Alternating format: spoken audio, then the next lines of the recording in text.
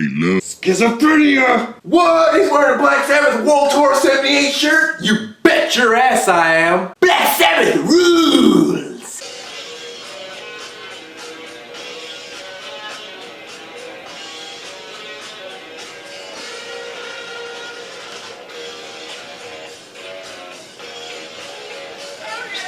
So many people have wanted me to do this video for so long, I can't remember exactly when it was, but at some point in a past video I briefly mentioned that I am a schizophrenic. And people were like, get out of here! No way, man! You don't act schizophrenic! And my immediate response to that is usually, well, how the fuck is a schizophrenic supposed to act? And their reply is almost always something to the tune of, oh, well, you know, like that homeless guy you see on street corners arguing loudly with himself. And then I tell them, no, that is a crackhead fighting off hallucinations brought on by a 9-day crack binge that involved no food or sleep. That is not what schizophrenia is. I mean, yeah, in its more extreme cases, plenty of homeless schizophrenic people out there, but no, that's not typically what it is. What's messed up is in this video I'm going to get around to explaining what it is and my experiences personally with it. And many of you are going to gasp and say, oh, God, MK, that's even worse. You're a terrible person, MK. You're a monster. Get that crackhead back in here. We like him better. But whatever. I don't care. You're lousy as shit. I don't care what you think. Many people are ignorant towards this illness. I have literally had people learn of my symptoms that have told me I shouldn't be around normal people, but instead should be euthanized or institutionalized. I should be killed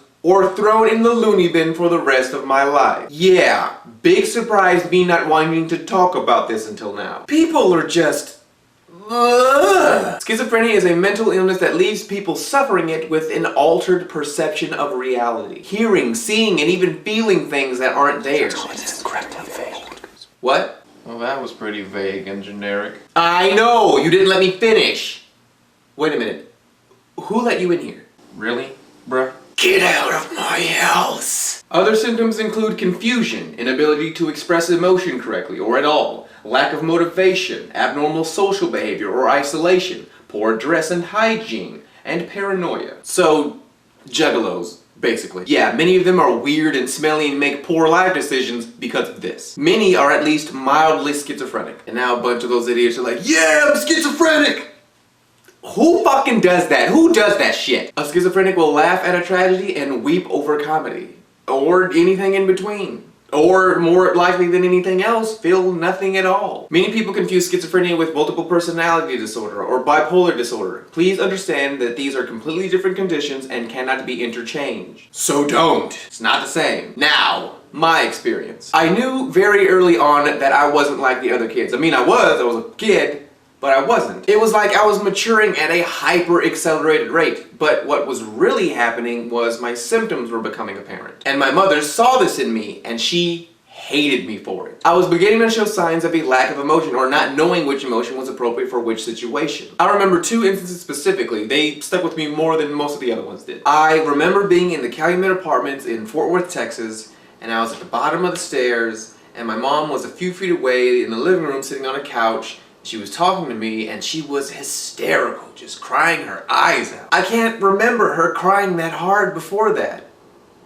And I was completely unresponsive. I remember feeling unresponsive and not really knowing why. I can't even remember what it was she was crying about. I remember just sitting there waiting for her to finish. And she looks at me and she says, what is wrong with you? And she didn't say it like, God, what's wrong with you? Quit fucking up. You know, like all parents do at some point. She said it like, what's wrong with you? People don't act like this, like you do. She said it like I wasn't a person. That made little 9 or 10-year-old me really evaluate myself. Fuck! You fat bitch! Everyone, all my neighbors were as loud as I am. Then there was, oh God, this is probably going to be the worst thing I have ever said in a video. Oh, MK, what about? No! It's going to be worse than that. This is a real deal secret kind of thing for me. I have only told a couple of people this my entire life, and now I'm about to tell everyone. In those same apartments, my mother attempted suicide. With my brother and I in the apartment. With us in the same room. We watched her do it. She took a bunch of pills and made me and my brother watch as she slowly faded away. Again, I was unresponsive emotionally, just a spectator, just an observer, watching. But my younger brother was crying so hard he could barely breathe. And I felt I needed to comfort him, I guess. My mom had already made her decision. I'm pretty sure she knew what she was doing. I was a kid, she was the adult, she knows what she wants to do. I'm not gonna... But my brother, he needed me. So I relied on my comedy, like I always did. I said, look, and... I did the whole quit hitting yourself gag. It made it look like she was hitting herself.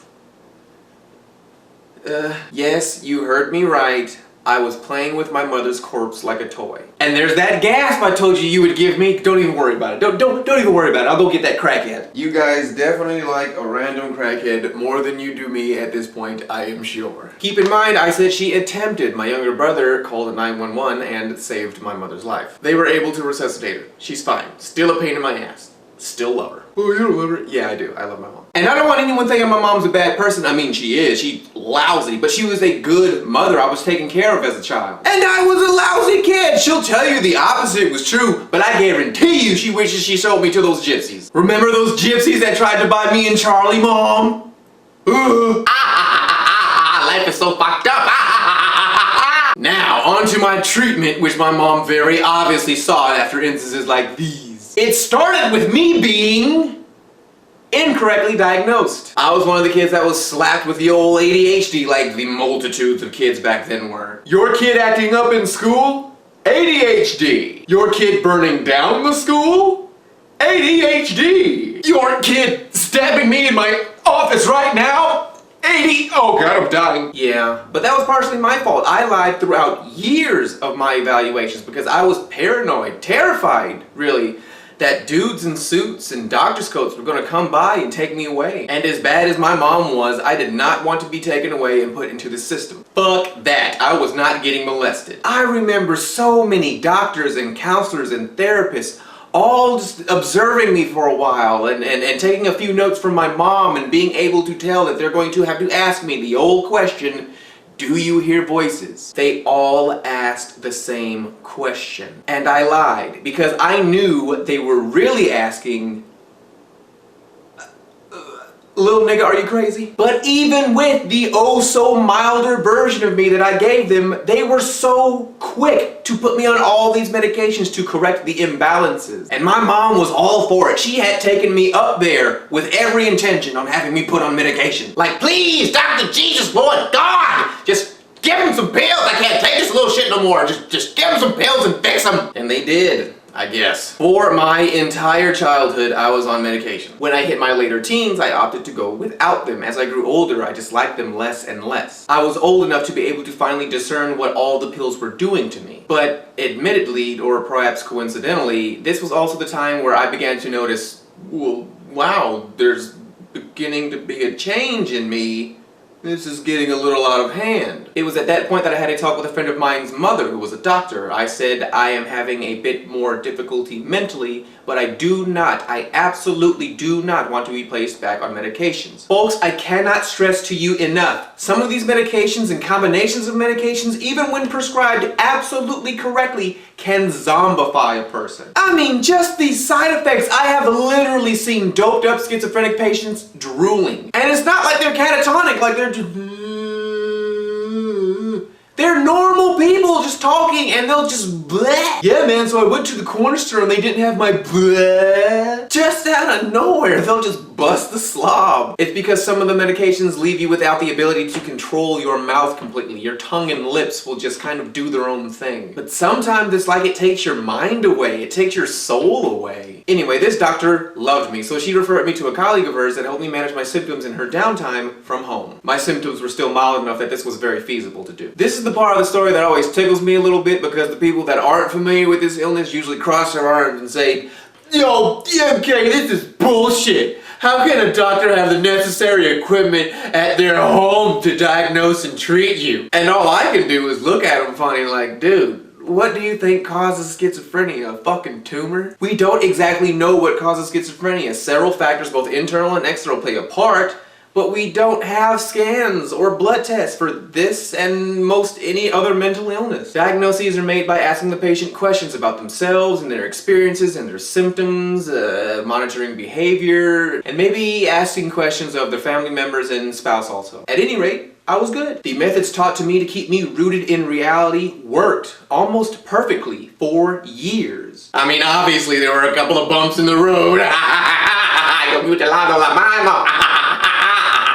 Sorry, I get to speak in Spanish when I eat too much hot sauce. The flavor and the spice. But I have been stable.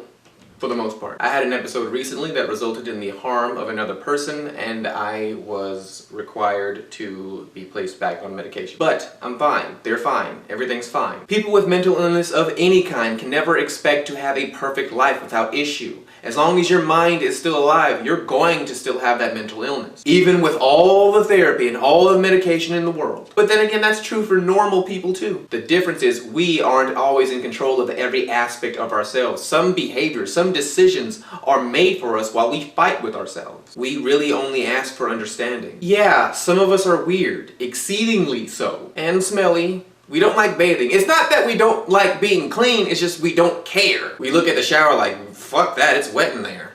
I don't want to be wet. I'm not a fish. You're a fish. You get in there and be wet, you fish. But that doesn't make us any less human. We don't deserve to die, and we don't deserve to be put away. You shouldn't judge. This is running long. There's a lot more that I can say, but I think I'm going to end it here. Thanks for watching my video. Hopefully you only sort of hate my crazy rotten guts now. As always, check the description for whatever it is I put down there. I have my pages linked down there. You can follow them. I'm always hilarious on them, but you know, whatever. Okay, I'll see you guys later. I'm back! Okay, I'm gone for this time. Okay, I'm gone. I'm leaving.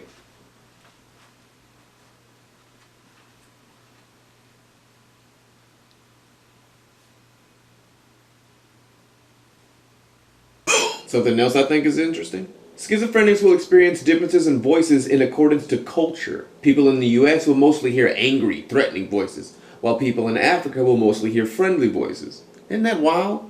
Mutombo, I just had to tell you today you look really, really great. Oh, thank goodness voices. I am so glad I am crazy today. I was feeling so self-conscious. Thank you. Don't worry, I got your back, bro.